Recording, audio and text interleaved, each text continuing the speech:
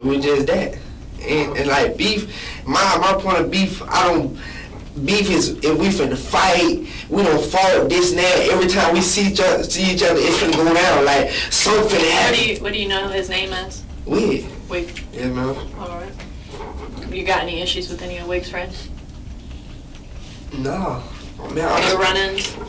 I'm not saying beef, I'm not saying even the littlest thing. You got any? I got that feeling. I don't got that feeling with him. I'm not saying I don't know. Like I say, everybody's a suspect because this my cousin. But I don't really. You think he would ever do something like that? You get that feeling from him? I don't know, because Nick Roberts said he did that for looking for slug. But one thing about me, bro, I'm not hard to find. I be everywhere. I'm popular in Tallahassee. I'm not hard to find. You can find me anywhere. I'm popular. Everybody know where I stay at. I'm not hard to find. Like, it ain't that hard to find me. You know what I'm saying? Like, I don't think I know for a fact it wasn't on nothing about no beef. Yeah, we'll probably watch it, but since we have you on now, I just want to get your side before we even watch anything. They said Richey says a man named Miami was involved. So did you say anybody's name that might have been involved? Bro, that's a goose chase, bro. Why ain't nobody? That's a goose chase, bro. Ain't nobody even in the name Miami, bro. Ain't every name in that bit. Ain't nobody had nothing to do with this whole case but one nigga Wig. This shit ain't had no 2-3 co-defendants. This shit ain't had no. It wasn't no group thing. It was the only nigga went down. The whole interview was about one thing, about Wig. This ain't, bro. I'm telling you what this man gonna say, bro. I'm still out here in the street. I'm still out here and telling. I'm telling you what he gonna tell you on the phone right now. He ever gonna call. Man, that man did not snitch on me. I don't know what y'all talking about. No, well, even if you look at inside the affidavit after the police after the interview, they're gonna say Jalen T. Foster remained that he had nothing to do with my cousin homicide, because that's the honest truth. That's help his case, shit. None I ever said was used against that man, because I never put nothing in incriminate. Incriminate a nigga is snitching. I never incriminate a nigga in no terms. Everything else I said in that interview was a goose chase. Them not even real people. Them ain't no look at the. Bro, who was quitting? Who was quitting? Be like, you're speaking on shit they don't know about. Bro, this is my cousin, and I still gotta defend a nigga who did something to my cousin. Just because I'm in the streets, you gotta think about it. Everything I said was in his favor. I'm like, bro, hell no, we got into it, but I know this man ain't did nothing to my cousin. I even got into it in the interview when I said, I know for a fact he ain't do nothing to his cousin. He just had like, bro, I ain't gonna lie, bro, I stole the car. Bro, them boys in the car, but bro, them boys never knew the car was stolen.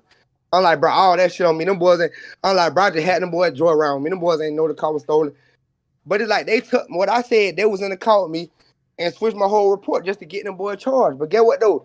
They not even charged. Who niggas ain't do no time for that, bro. It's not even on no records where a nigga went to jail for it. So you feel me? You gotta think about like, bro, it's a 1090 Jake says he has messages between him and Coley where the guy basically says, almost kind of hints that you did. So they were feeling like somebody paid him off and they were thinking it was y'all.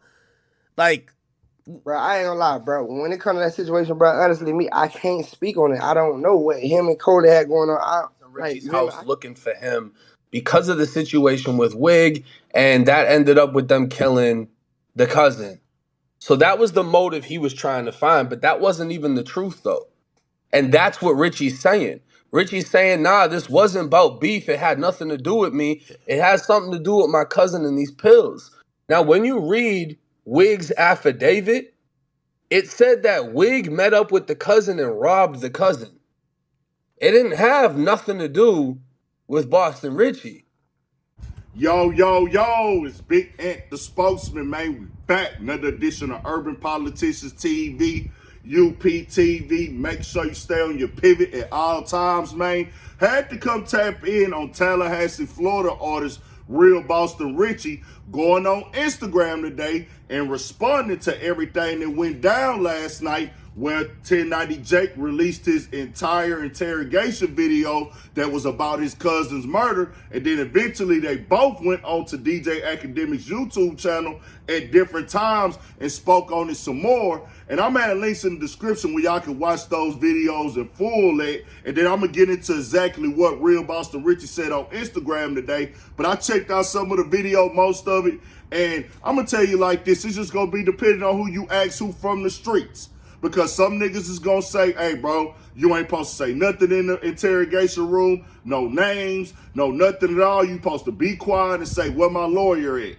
Some niggas gonna say, hey bro, nobody went to jail for nothing he said. Yeah, he was saying names, he might have pointed the nigga out, but he clearly was talking all over the place, seeming like he was just making stuff up on the fly to make it sound good. But he did go on there and say, hey, I don't think homie had nothing to do with with the murder or anything like that. He said, yeah, we had beef before a while back, but I don't think he had nothing to do with this, like in a way, clearing homie name. Some niggas gonna say that's too much. It's just gonna be depending on who you asking at this point. And how much do niggas like homie? That's just what it is. But that's the streets. And I'm gonna tell y'all like this, bro. Stay out the streets. Cause you see Real Boston Richey, hottest new rapper in the game, talented, going crazy. All that street stuff is coming back, being brought up into the forefront on the internet. Now they got personal. Now him and 1090 Jake and they camps is like, with 1090 Jake and they camp having to go at him and they going at them now. And this is what I say with the streets with us. We the ones that always get the short end of the stick. Niggas that look like me. Niggas that come from my culture at the end of the day. Because we gonna hold our own to this high stature and everything like that. But once again, this is a part of the game and the design and plan. I tell y'all, if you jump in that water early, which is the streets, find your exit route, because in the end, they gonna expect you to stand up for everything, nigga, and follow this imaginary thing that is designed for you to lose when the ball game over and regardless. Just keeping it all the way 1,000.